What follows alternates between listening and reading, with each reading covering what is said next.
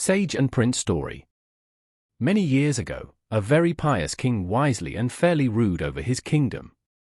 Everyone was happy under his rule and respected and loved him a lot. However, king was not happy, and cause of his worry was his one and only son. Prince was brought up with great love and care, because of which he turned into an ill-mannered and irresponsible person.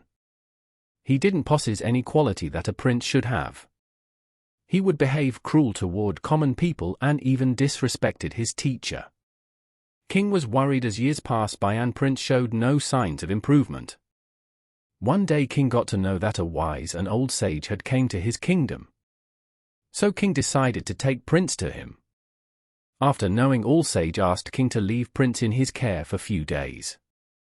After observing Prince for some days, Sage called him and said, "Dear Prince, I have a way by which you can become wise as your father, and then you will not get any scolding for him and everyone will respect you." Prince got happy and asked, "Tell me." Sage pointed toward a plant and said, "You see that neem plant? It is full of wisdom. If you pluck some leaves and eat them, you will become wise." Prince obeyed Sage and took some leaves. Hardly had he bit the leaves, and he started vomiting. He got angry and said, "These taste very bitter. How can you make me eat such bitter leaves? How can such bitter plant contain any wisdom? I must destroy that plant." Saying this, plant uprooted that neem plant and threw it by river. Just then Sage smiled and said, "Dear Prince, just because plant leaves taste bitter you destroyed it. Now, think about the bitterness inside you. Your father is such a gentle king, but you disrespect everyone.